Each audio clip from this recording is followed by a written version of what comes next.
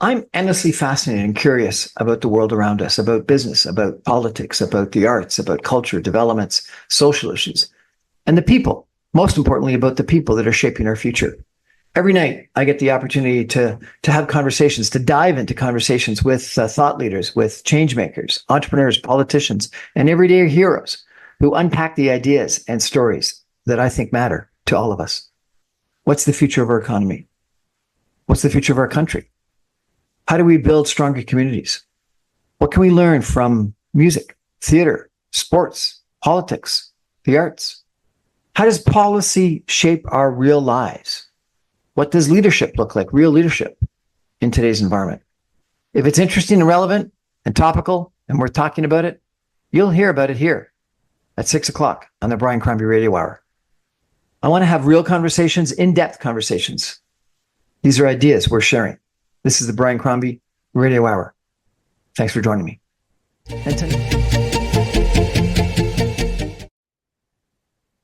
Good evening, everyone, and welcome to the Brian Crombie Radio Hour. So we've got an interesting conversation today about sort of pluralism, foreign affairs, international relations, what's going on with all of the changes that are occurring in our world today. I think this is going to be a topic that we really want to discuss. Our guest is Meredith Preston McGhie. She's devoted nearly 30 years to addressing conflict and instability in Africa and Asia in some of the most troubled situations around the world. She is with the Global Center for Pluralism. She's the Secretary General, and she's going to speak to us today about what pluralism is all about, what's happening in international relations. We'll talk about Asia. We'll talk about Africa. This is going to be a fascinating conversation today. So welcome to thinking about more than just Toronto and Canada, thinking about the world.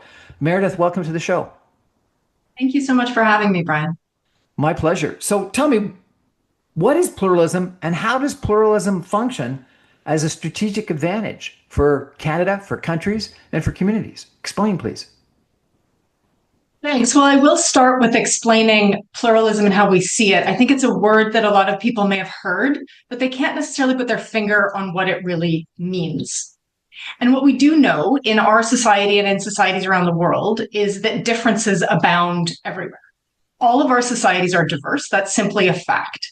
We're going to be different ethnically, linguistically, geographically, in terms of our background, generation, gender, everything. What pluralism asks us to do is to take actions, to make choices, to respond to that difference and diversity as something that is positive, that is a potential strength in our societies, not a threat, not something that we need to suppress, not something that we need to weaponize as forces of division. So pluralism is really asking us to take that as our superpower. So that's really the core of what we're asking people and societies to do. Pluralism as our superpower? Really? I believe so. And I think that as we are in a time of real anxiety, of real division and polarization, and probably structurally in spaces where we may feel more isolated from one another, with fewer opportunities to connect with one another, even in a country like Canada, when we're at a time where there are more conflicts at play in the world than there have been for almost 100 years, that the ability to overcome difference, the ability to see diversity as something positive rather than something to be weaponized, is the way that we will come to both resolve the conflicts that we're seeing around the world, but also to better manage our democracies. I think at a time of a rise of authoritarianism, some would say not just a crisis of multilateralism around the world, but a crisis of democracies, we need to figure out how to engage positively with one another, particularly when we see things differently. Meredith, is your belief and attitude overly idealistic and out of touch with the current realities of today, given what you see in the United States and what you've seen to a certain extent in Canada, what you've seen in Western Europe, where there's an anti-immigrant backlash. There's ICE people on the streets rounding up people and deporting them forcibly, where Canadian politicians and the public appear to not be in favor of the immigration levels that we've had in the past years. Is what you're talking about just old-fashioned and too idealistic? Well, I actually think it's the way of the future rather than being something that is old fashioned. I think that it is practical. I'm also really conscious, and we see around the world, it is incredibly hard. And one of the reasons we talk about it, and one of the reasons that we develop tools and techniques, is that we're conscious that it's not easy to talk with people that we don't agree with. It's not easy to engage with people whose backgrounds and perspectives are different from ours. And we need to have structures, we need to have systems, we need to kind of have the muscles in our society so that we can sit down with somebody with whom we disagree and figure out, first of all, where we have some common ground, because often there is common ground that we're not seeing. And we have to push back against the polarization, division, and frankly, weaponization. And I think the examples that you give from ICE agents and the rise of nativistic nationalism and fear are really good examples. But I think that we need techniques to push back against that. I don't think that division and that polarization serves any of us. Do we I need? do think, though, Brian, if Sorry, I go could on. say that I think scarcity is where a lot of people are at. People feel like there isn't enough to go around, and so they need to protect what they have. And I recognize that fear, but I also think that if we look throughout history, actually in those moments of scarcity, collaboration is what gets you through. I was at a really interesting presentation by Fareed Zakaria last week, the CNN commentator who is a Canadian, a American citizen. He from India, Muslim, commentator, and he was almost suggesting that what we had done is we were too lenient. We accepted too many immigrants into particularly the United States, particularly asylum seekers. And he said there's an amount of change that populations are able to absorb, and that we tried to get them to change too much, and that was the problem. And it was almost as if, it's back to this sort of melting pot versus mosaic attitude. It was almost as if this gentleman, who I was surprised and wasn't expecting to have this attitude from, was arguing in favor of the U.S. assimilation and melting pot rather than the Canadian mosaic attitude, and that a reasonable amount of immigration can be absorbed from a society, but too much leads to backlash. So what do you think about that? So I don't necessarily think it's the numbers. I think it's the way that it operates. And when you look actually at migration in other parts of the world, I remind us often that Canada, we haven't seen the same levels of migration that you see in a lot of other countries.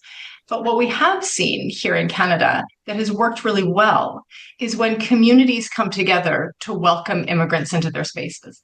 That often when you bring what I would call sort of host communities together with newcomer Canadians or newcomers in other societies, and you make it a collective project, you see a lot more success. So I think there's a lot of issues around the process, which isn't the numbers game necessarily. It's how we're engaging with people in our societies and in our spaces.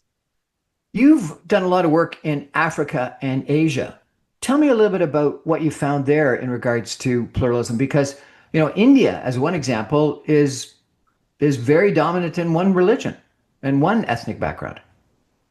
And at the same time was founded as a pluralist democracy, but I would say is on a different trajectory now. What's interesting about pluralism as an idea as well is that it's constantly evolving and changing. So what we think about in terms of pluralism in Canada today isn't what pluralism was 50 years ago in Canada. And similarly in India, we're seeing a rise of a dominant Hindu majoritarianism as a narrative. But when you spend time moving around India, you hear a panoply of different languages. You see different religions. You see different cultural expressions. You even see different cultural expression within Hinduism, let alone within the other communities, religions, ethnicities, faiths, and languages across that country. I think one of the questions that we often ask particularly with democracies, is this idea of majoritarianism can be dangerous because it can say, okay, so if you are not part of the dominant mainstream, you don't get to be a full citizen. If you don't speak this language, you don't get to be a full citizen. If you don't express this faith, you don't get to be a full citizen. And while that can feel comfortable in the moment, particularly when you're in the dominant majority, it doesn't serve your societies in the long term. What I've seen across Africa in particular, is that when you marginalize and marginalize and marginalize a group, when you tell them over and over and over again, you don't really get to be Kenyan. You don't really get to be Sudanese. You foment spaces where you will see over time the narrowing of people's sense of options and opportunities. And what we see in places like Sudan, for example, South Sudan, parts of Kenya, is you see that leading to violence. You see that leading to people feeling like they have no other agency other than expressions of violence. It's a dangerous path. Isn't that like the trend that we see? We see civil wars in so many different places around the world where ethnic groups, religious groups, maybe they're just people that are trying to control the economic rewards of being in control of society. But it seems like this idea that we could all get along is passé, and the pluralistic, democratic, mosaic societies that Canada wanted to be are passé. What do you think about that? Well, I think that sounds like you're giving up. And I think that we absolutely can't. I think that it's hard. And I think that right now, when we see civil wars around the world, I think that that is certainly disheartening, concerning, cause for pessimism. But at the same time, for example, when I spend time with Sudanese, and one of our Global Pluralism Award laureates, who's going to be with us in a couple of weeks, is a Sudanese youth network that are working across lines in Sudan. And I look at a space like that is one of the most deeply polarized, one of the most violent situations on the planet right now. And they are managing to bring together young people from both sides, from places that are under the control of both the military and the militias, people who are divided in so many ways. And they are able to come together and figure out ways of starting to talk about peace. And I think when those things can be happening around the world, I genuinely believe that we can all do more of that. So while there is a trend, I don't think it's an inevitability. And I think the real danger right now is for all of us to think that we don't have agency to make it better. I'm not saying it's easy, and it isn't in a way about all of us just getting along. It's about us recognizing that our differences don't have to inevitably be division and violence. Our differences can be something else. Maybe if you could, because I'm not sure if everyone listening is familiar where Sudan even is, let alone what the issues are. Could you just take a step back for a second and tell us a little bit about Sudan? Because my understanding is that there was a democratic movement being born in Sudan. The military came back in and took over control. And then it's two different parts of the military that are actually fighting now. It's not necessarily a religious or ethnic division that's created this incredible civil war with an incredible amount of poverty and starvation and death. It's just people fighting over the economic rewards. What's your assessment? Tell us, where the heck is Sudan, by the way? So Sudan is in the Horn of Africa, and so if you imagine a map of Africa as sort of a giant upside down triangle, and you go over to your right top corner, you have Sudan there on the Red Sea. So it's strategically important. It sort of faces the Gulf and the Middle East, but it also faces the rest of sub-Saharan Africa. It has been in the past a real breadbasket. It is a strategically important place, not just for the continent, but for the wider region. Obviously, Egypt borders it to the north, and then up into the Mediterranean. What you've described, Brian, is a very good précis of what's happening right now. I would say a couple of things. The wars, this is one of many wars that Sudan has faced over years of military rule and civil war that led, of course, to the separation of South Sudan, the previous wars in Darfur and others. So this is something that has been built upon many layers of conflict. And a lot of those conflicts have been because Sudan has not managed its diversity well. So there are ethnic dimensions to the conflict. There are geographic elements to the conflict, and there are different identity pieces to it.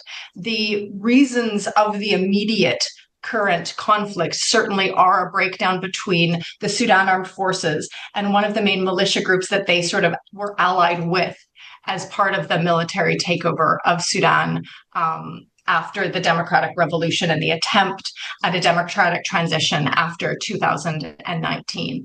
But what you're seeing now is a war over the spoils of the country, certainly by these two militaries. But what you also see inevitably in any of these sorts of conflicts is that people have to live in these spaces. People have to find ways of surviving under the authority of the Sudan Armed Forces in one space, or the rapid support forces in the other, and do anything that they can to survive. And so it creates new layers of division, new layers of trauma, and new layers of polarization that we have to work again to fight back, to bring Sudan back together again. I think the idea of a Sudan separating again is really taking everyone down the wrong path. You know, President Thabo Mbeki, who was very involved in a lot of the mediation processes in Sudan previously, and of course the former president of South Africa, has spoken really eloquently on the danger of imagining that you can carve out smaller spaces, ethnically or otherwise, as countries and sort of say, well, you can have your bit and we can have our bit. And if we just stay out of one another's way, things will get easier and things will get better. And what we know about the world is people move and people intermingle. And all of our histories are multi-layered and related to one another in so many different ways that you can't disentangle. You can't disentangle that in Sudan. You can't disentangle that in Canada. You can't disentangle that anywhere in the world. So we do have to find ways that we can live together, quite frankly, without killing each other. We, obviously have a war in Ukraine, the Russian invasion of Ukraine. We've got a war that, maybe Trump thought he solved, but doesn't appear to be actually over in the Middle East between Israel and Gaza. Are we just not paying enough attention to what's going on in Sudan? What I've heard is that if the United States and Saudi Arabia actually wanted to, they could end the war in Sudan. What's your assessment of how we solve this problem? Absolutely, we're not spending enough time on it. I think the United States has a huge role to play. I think the Saudis have a huge role to play, as does Egypt, as does the United Arab Emirates.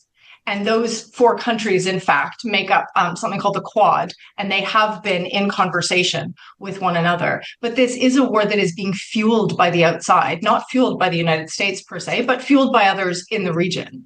This is not just a Sudanese war, and people do need to take it more seriously. But I would say that while the military and the rapid support forces as the militia are most in the news, if you're going to come up with a solution for Sudan, you have to center the civilians who speak for the actual people of Sudan. The military forces and the rapid support forces do not represent the people of Sudan. And so any kind of solution has to really be driven by speaking to independent civilians who are driving for peace. And the Sudanese Youth Network, who I mentioned before, is one such example. There are platforms of independent civilians who've been working towards a process like this. But I would also say, Brian, that in addition to the big powers that we mentioned, Canada can play a role in this. Canada has been a promoter of peace around the world in the past, and we can play a bigger role than we have been recently. But last question on Sudan, but please correct me if I'm wrong. I thought there was democracy. I thought that they elected a democratic government, in the recent past, and it was completely, taken over by the military. So what went wrong? Why didn't democracy take hold, and why didn't people support democracy? People support democracy. The roots of the military industrial complex in Sudan are incredibly deep. And so while the revolution in 2019 toppled President Omar al-Bashir and led to this beginning of this democratic transition, the military systems and the Islamist structures that are behind them continued to control economy, continued to control security. And you see this in other places, and Myanmar is, I think, a comparable example, where you have democratic structures that start to emerge, but when a lot of the state systems of power are still controlled by the military, democracy is really, it's new, it's fragile, and it's this veneer that hasn't been able to take over the entire power structures. The transition was nowhere near finished. And it's one of the reasons that we saw the military coup. They didn't want the democratic transition to unseat the military power. It's part of the reason why the period between 2019 and the war reemerging in 2023 was so short. It's a shame. It's a real shame. And, there are some people that I think believe it'd be interesting, and I'll maybe ask you later on, that controlling the economic spoils of society ends up being one of the major objectives of people. And they use racism and religion and nationalism and even, misogyny, sexism as a way of just, having some other way of controlling all the resources of society. Absolutely. I don't know why we just can't get along better. We're going to take a break for some messages and come back in just 2 minutes with our guest, Meredith Preston McGhie, talking about pluralism, democracy, international affairs, and how we get along better, how we create peace. Stay with us, everyone. Back in 2 minutes.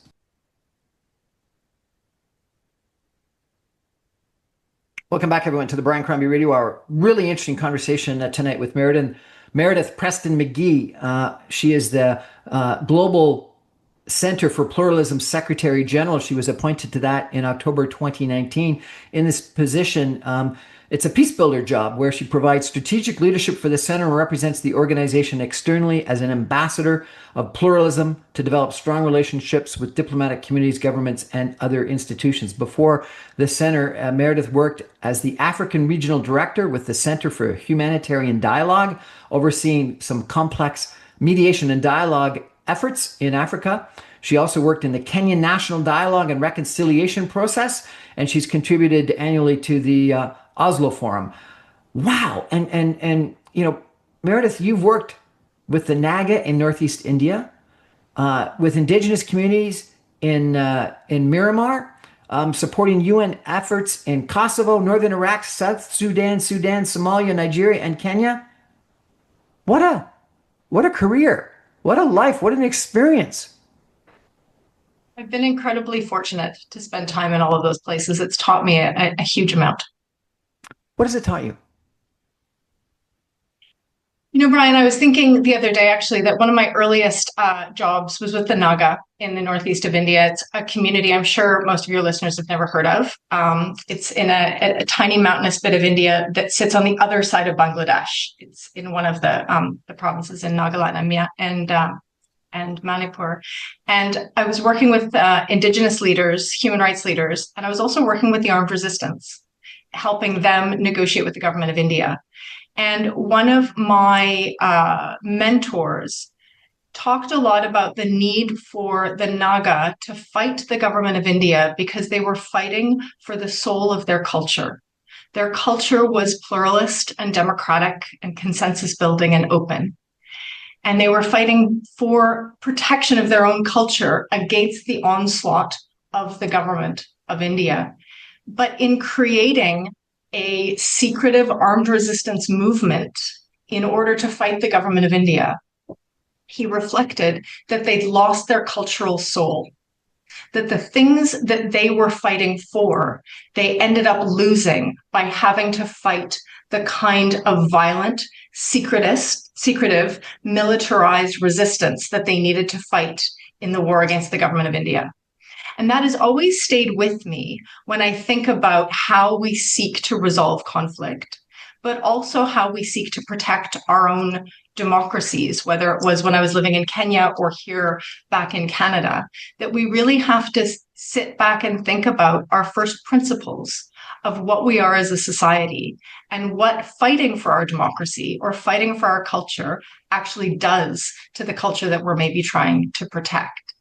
And when I think of all of that, it's one of the reasons why pluralism has always been such an attractive concept to me, because I think it asks us to go back to the first principles of our society, of what do we want? What do we want for our children? And I think when you ask people around the world what they want, it's amazing how remarkably similar the answers are. People want to be able to sustain themselves with dignity. They want jobs and livelihoods, but they also want to feel like they belong. They want to feel like they belong in their communities. They want to feel like they're seen for who they are. They want to be in relationship with other people, and they want to be able to shape how that society is moving forward. And that's really at the heart of what pluralism tries to help us to do in times of peace, but also in recovery from conflict, to get back to some of those basic principles that I think really are universal. I want to challenge you, if I could, because when you think about democracy, democracy is also, majority rules. If you get 50.1%, or in a lot of cases, even if you just get 40% because of a split vote, you get to control the agenda. You get control what's going on, and a lot of Democratic parties seem to be catering to their base rather than actually being pluralistic and wanting to represent the whole population. So is democracy and pluralism the same thing, or are they different things? And it seems like, you're very, and I think inspirational, but potentially idealistic attitude toward pluralism may not be where democracy is today. Well, it's interesting because democracy and pluralism certainly aren't the same thing. And we also see that a lot of pluralistic tendencies of wanting to actually engage with your diversity positively doesn't have to be a democratic trait. You see this happening in non-democratic societies as well as in democratic societies. But what we do see is that when you are a diverse democracy, if you don't have an underpinning of pluralism, your system doesn't actually work. It's what leads to that kind of fragmentation. So majoritarianism, as you describe, when it becomes a winner takes all system, is when things start to break down. And of course, most systems have various checks and balances for that. You'll have rights of minorities. You'll have maybe state legislatures to balance a national legislature. You'll have checks and balances within a system. When you have a minority government, maybe you have to collaborate with other parties in order to get your agenda forward. You have a free media to hold politicians and other leaders to account. All of these things together are designed in many systems in order to ensure that I can't just say, I got one more vote than you. I can do anything I want for the next 5 years. We create a scaffolding of our governance systems that also sort of says, broadly speaking, though, this is what we believe, right? It's a constitution. It's our charter. It's constitutional processes around the world. And so I think what pluralism helps us to do is to kind of, again, get back to some of those first principles to talk to one another. And again, I take your point about idealism, but I think that what pluralism is asking of us is not to build a perfect society, but also to recognize that if we fall into traps of weaponization, of being allowed to be divided over issues that don't actually have to divide us, we are being pawns in a game where maybe it is people who are looking for economic advantage or political advantage or what have you. And I think people can be better than that. I think sometimes we don't always have the tools. We don't always have the techniques to do it. And one of the things that we do is we spend a lot of time building some of those tools and techniques. We celebrate our Global Pluralism Award laureates as people who are doing this in some of the most difficult parts of the world and showing us that it can actually be done. I read an interesting interview that you did called Lessons in Peacebuilding. And I want to ask you about one of the comments you made, because I found it, actually, I'd love to ask you about several of the comments you made. But one of the comments you made was listen for the said, the unsaid, and the unsayable. What do you mean by that? Well, first of all, I have to, and I realized in that interview she didn't footnote him, but that was from the Massey lectures here in Canada year before last. And now that you've asked me about it, I'm forgetting the name of the lecturer. But it's really stayed with me as a concept, because what you see and what I have seen in peacemaking around the world is that you get into a room and there's an agenda. There's a formal agenda. We're going to talk about the Constitution, or we're going to talk about issue X or issue Y. But then there's always the reading between the lines. There's always the things that people are wanting to bring into the room, but they can't quite bring into the room yet, or they're trying to get there through another guise. And so that's really the unsaid. But then there are the deeper questions that really sit at the heart of, perhaps in a conflict situation, why I am deeply traumatized, what it really means for me to feel excluded, what it might mean that other identities that I hold are not being recognized. And when I think, for example, when I was in the Kenya National Dialogue and Reconciliation process, where I was working with His Excellency Kofi Annan, we were talking a lot about a range of issues at the table. And one of the issues that came up was education and the need to support a revision of the history curriculum in Kenya. And there was just an explosion in the room of the leaders that was not in keeping with the issue of your history textbook. A lot of us would think it's a history textbook. But what was being proposed in the unsaid, that was really about the unsayable, was the layers of conflict, the layers of violent land grabbing that had taken place for decades in Kenya, that had led to the power structures that existed in that very room that we were sitting in. It was talking about massacres that had taken place in the north that did not feature in any way in the history curriculum that would further marginalize different groups in the society. It was all of these layers of things, and it was coming out in a history curriculum. And so when you're in a room so often, there are many different layers of conversation. And what I've seen as a peacemaker is that when you can build layers of trust, people will start just with the set, but okay, so this is what we're going to talk about. And then you can get a little bit further down into some of the tougher issues, some of the issues that really maybe divide you. You can start to ask some questions about those sorts of things. And if you can spend enough time and get to enough trust, you can get into the really, really, really deep spaces that are potentially more traumatic, that bring up a lot of really, really deep emotion. But if you can create spaces where people feel like they can raise those things without everything breaking, they can have a breakthrough in terms of how they can actually deal with and address those cycles of trauma. Because so many of the conflicts that we're looking at around the world are layer upon layer upon layer of unresolved trauma, of things that have never been said. Unresolved trauma, things have never been said. That's an interesting topic. Let me ask you about that from a Canadian perspective as well as an international perspective. Justin Trudeau, our former prime minister, was criticized that he spent, years talking about sort of truth and reconciliation, about all the things that we have done in the past that are bad. And clearly we did some things in the past as a society that, whether the residential schools or some of the ways that we treated our Indigenous communities and things like that, that were bad. And yet a lot of people reacted negatively to that and thought, changing Dundas Square and taking down a statue of Johnny MacDonald and, saying that, evaluating people in the past by the attitudes of today are wrong. So what's the right strategy? Do you need to go through, talking about and discussing all that unresolved trauma, those problems of the past? Or no, you should just sort of move on and get along better? I think one of the first things to recognize is that for the people who've experienced the trauma, people do need to talk. And there are spaces and should be spaces for that. I think every society has a different approach to it. Often the South African Truth and Reconciliation Commission is held up as a model. The Gacaca courts and process in Rwanda, some of the reconciliation processes in Liberia. There's a lot of different really interesting processes where people have come together as communities to collectively hold and recognize the trauma that's existed so that we don't just sweep it under the carpet. Because I think that sweeping it under the carpet doesn't resolve it. It doesn't make it go away. But at the same time, self-flagellation over and over again doesn't take us forward. What that does is might make a few people feel good in the moment of like, oh, well, we apologize and we feel just terrible. But what is that doing as we move forward? And here at the Global Center, actually, so we're in the former War Museum in Ottawa.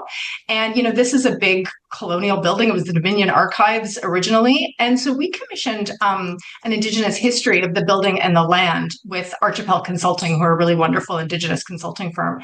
And when we launched the report, there was a wonderful young woman from Kitigan-Zibi First Nation who came to open with us. And one of the ways that she talked about it, which I've always really loved, is she said, our trauma of the past was like a bridge that was broken, and it was these shattered pieces. But that what reconciliation asks us to do is take those shattered pieces and rebuild a broken bridge forward. And I really love that imagery because the whole point is not to just go and sort of live in the pain of the past. It's to say, we are here where we are now. What can we acknowledge and what can we build?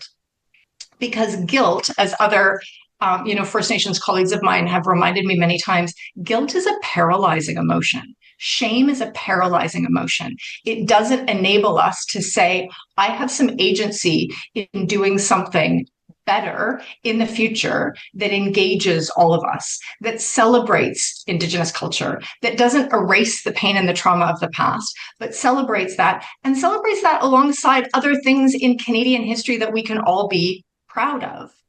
And so, I know there's always controversy around things like the taking down of the statues and so forth.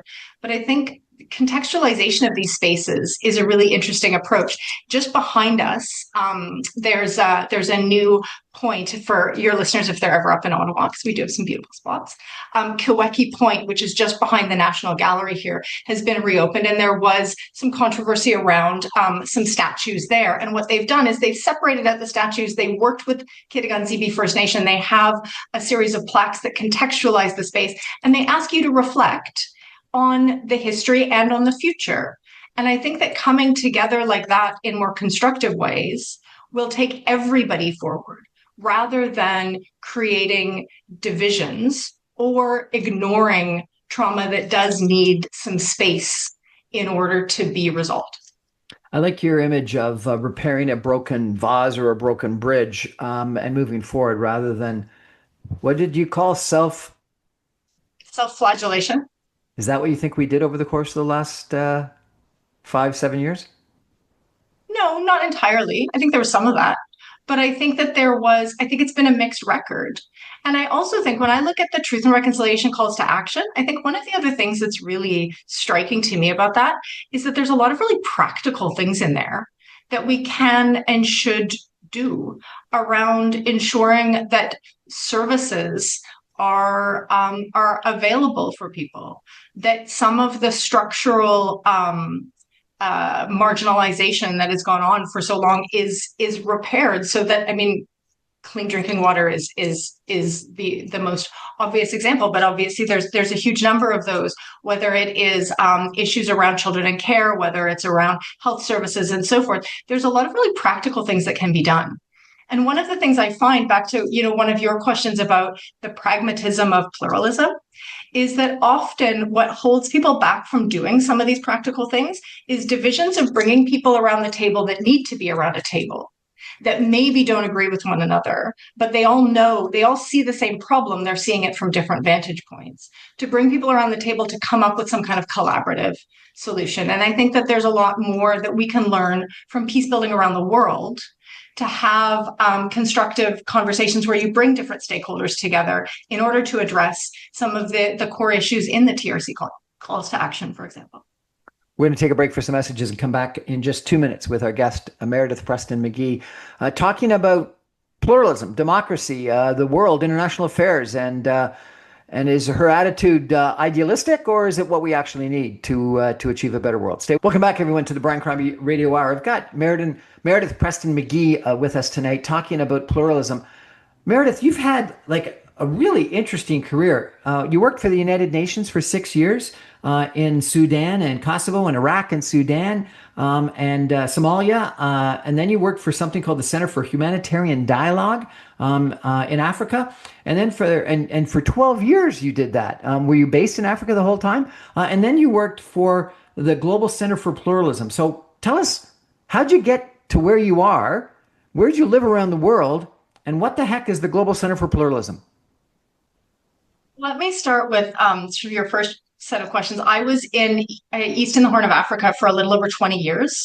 I'd been living in Asia before that. And I first got involved in this work with a very Canadian story, which is that I was part of a youth international internship program funded by the government of Canada that sent me over to Asia, where I got to first work with the Naga. So I did have an amazing opportunity to live and work around the world, and then came back to Canada in 2019 for this job. But I'd been away for about 25 years. And so really got shaped by the leadership of peacemakers and community leaders in Sudan, South Sudan, Kenya, Somalia, Nigeria, and so many of these spaces. But one of the reasons I came back was that the Global Center for Pluralism for me represents a sort of the next layer of what it really means to build peace. So we as a center were set up jointly, actually, by the government of Canada, along with His Late Highness, the Aga Khan. So for your listeners, may know His Highness, the Aga Khan, is the spiritual leader of the Ismaili community around the world. We have, of course, a very large and active Ismaili population in Canada. His Highness really believed strongly that the ability to engage constructively with difference was the secret sauce to success for societies. but he equally recognized how incredibly difficult it is and has been throughout history, and believed that there should be a global center that was dedicated to trying to understand when it works, how it works, and when it breaks down, what that looks like and how we can repair it. He also felt that despite all of our challenges and the unfinished project of pluralism in Canada, that Canada was one of the societies in the world that represented a really deep commitment to a lot of those ideas. And that was the reason that he was really keen to situate the center here in Canada. I understand that one of the things that your center does is that you award a award that celebrates ordinary people like teachers, artists, and community organizers that work on furthering pluralism. Why do you think, rather than people like the Aga Khan, it's worthwhile focusing on the ordinary people that have an impact on pluralism? Yeah, and it's wonderful because they are extraordinary, ordinary people. And one of the reasons that we set up the award was firstly to support leaders like this around the world, but secondly to inspire action and to demonstrate that this is the work of all of us in society, and that you don't need to be a head of state or a spiritual leader to be leading for pluralism and to make a transformative impact in your society. You can be a young displaced Sudanese person who says, I'm actually going to change the way our society is going to come together around peace. I remember a few years ago, one of our previous award laureates, and it's an example I always love to give because it gives a great example of the ordinary as well. She's a hairdresser from the Dominican Republic, and she was campaigning on the acceptance of natural Afro hair because what they were seeing in the Dominican Republic is if you went with a natural Afro to get your national ID photo taken, they wouldn't take the photo. They tell you to go back and have your hair done properly and come back. And it was excluding women from getting their national IDs. And this was an issue with her in her salons. She was saying, come on, we can do something about this. And so she did. And she campaigned. They changed the laws. And she campaigned around this issue from a hair salon. And it's a reminder to us that we can all make this kind of change in our own societies. We can make that change whether or not we're running legal aid clinics in Southern Africa, or we're teachers in the Balkans, or we're peace activists in Israel and Palestine. We can make this kind of change. You, in this interview about peace, spoke about how you need to belong, you need to feel that you belong to be part of a pluralistic society. I think a lot of people today think that to belong, you've got to belong to a national group, a religious group. I think that people felt that they belonged to this, effort that Charlie Kirk was speaking to, but his was a very narrow group. So do you belong to a narrow group, or can you belong to a pluralistic group? Well, I think that when we think about positive belonging, I wouldn't necessarily say it has to be narrow or broad. I think we all feel that we belong in different spaces, right? So all of us have many different identities, Brian, and all of those sit in sometimes in tension with us in our everyday life. I feel, for example, because I lived outside the country for 25 years, I feel I belong as much to communities in East Africa as I do here in Canada. Each of us have our different sort of idiosyncrasies in that space. What I think makes a real difference around this question of belonging, and in terms of it being narrow or broad, is an idea that I can belong in relationship with others in the society instead of at the expense of others. So my belonging doesn't sit in a hierarchy against yours, but in fact, my belonging and your belonging have to strengthen one another in the society. So when we ask people, when we do research on belonging around the world, around belonging, we ask about 3 questions. So you'd ask, how much do you feel part of? And it can be, how much do I feel that I am, a girl from Prince George, which is where I was originally born? Or how much do I feel Canadian? It can be all of those things. But the second set of questions would be, how much do I feel that you and others see me as Canadian? Do you recognize me as part of this wider society? So are we in relationship with each other? And then the third piece is this question of how much do I feel like I have any say in the direction my society is going? And it's this last piece that I think we're actually at risk of right now, is that people might feel, yeah, I'm part of my little band, my community, or I'm part of my country, but people are feeling like it's spinning out of control and they don't have any kind of agency over the direction their society is going, whether at the community level, the provincial level, the national level. And I think what we look at when we try to inspire action through the Global Pluralism Awards, when we try to give support with tools and resources for pluralism, is to give people tools to have that kind of agency. How can you engage positively in a conversation that's going on in your community, whether or not it's about bike lanes or a new development, or whether it's at your children's school about an issue that's going on in the school? How can you feel like you have agency over how things are going, and that you can use that productively to bring other people together? I think it takes a lot of optimism for sure. You in your article talked about hope as a discipline. I've never heard hope as a discipline. You know, Obama talked about the audacity of hope, but how can hope be a discipline? Well, I think that very much comes from spending a lot of time in situations of really, really, really serious conflict and violence, and seeing the horrific things that people have done to each other and are capable of doing to one another. That within that, you have to say that if I don't have some degree of hope, if I don't believe that people can do this better, what is the alternative? When I look, for example, at A Land for All, who are one of our Global Pluralism Award winners this year, who are an Israeli-Palestinian peace movement. It's Israelis and Palestinians who come together around a political vision for two states and one homeland, saying there is a way that we can build on equality, on human rights for all of us, on justice, where we can live together, where we can all belong. And a lot of people have said to me, well, that's just, I mean, that's so optimistic, given everything that has happened, not just in the last couple of years, but over decades in that region. How can they even think that? And what I've said to them over and over again is, what is the alternative? Is the alternative that we just sit back and say it is just going to be destruction and domination and hatred for the next 70 years? We can't allow ourselves to get into those spaces. And so hope does have to be a discipline in order to say we can chart a political vision. And maybe it starts with one conversation, and then another conversation, and another.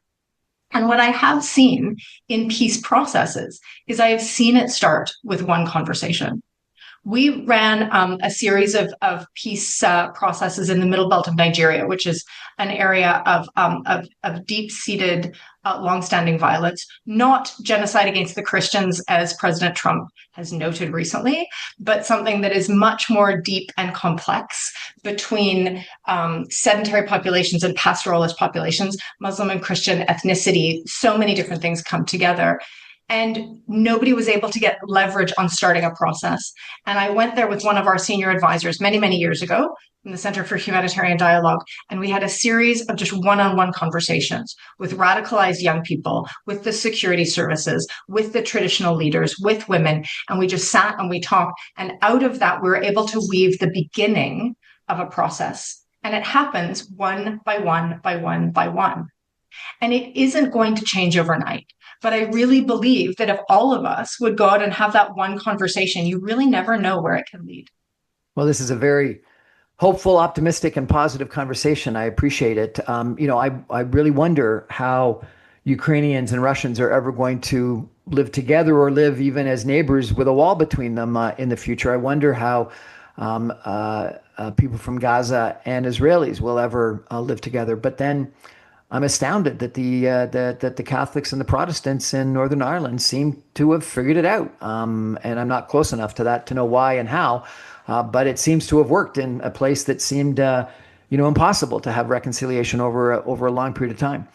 You finished this article with a really interesting quote, which I don't understand. I wonder if you could explain it to me, because I think it talks and speaks to this issue.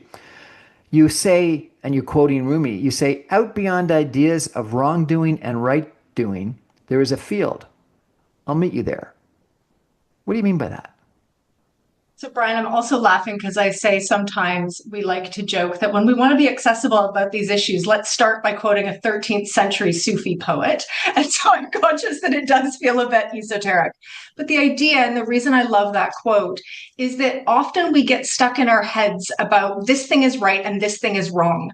And we can't get out of that to say, but actually, if we step forward into a space of trying to understand everything that's going on from all angles, then we can maybe begin to unpack the problem. And so often when I talk to people in peacemaking spaces and in pluralist spaces is I say, look for the people who are in the field.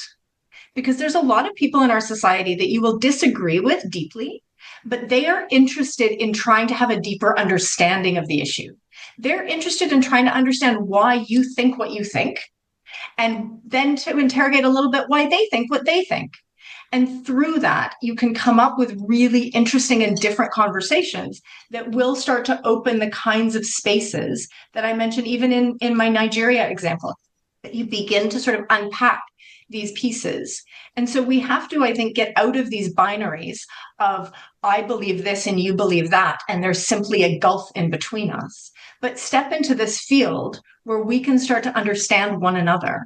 And through that, you'll see the seeds of pluralism. You'll see the seeds of, rather than me being afraid of your difference of opinion than mine, that we're coming to a space where we can explore that together. Meredith, thank you so much for joining us. I really appreciate it. If people want to follow up on your organization, is there a website that they should go to check you and your organization and some of your articles about? Absolutely. So pluralism.ca is our website, and you can also find us, Global Center for Pluralism, on Instagram, on LinkedIn, on Facebook, on X, across all of the social media. I got to tell you, this has been a fascinating conversation, and I need to have you back because I did check out your website. You've got an article about females going on a sex strike to further peace, and then another article on what is evil. And then another one on a peace building blueprint based on 20 years of experience. So I think you probably got a lot of really great secrets to let us know about, and some scary ones like a female sex strike, but I won't talk about that. Thank you so much for joining us. I really appreciate it. Thanks, Brian. It was a pleasure. We're going to take a final break, and I'm going to come back with some of my own concluding thoughts in just 2 minutes. Stay with us, everyone. Thank you, Meredith.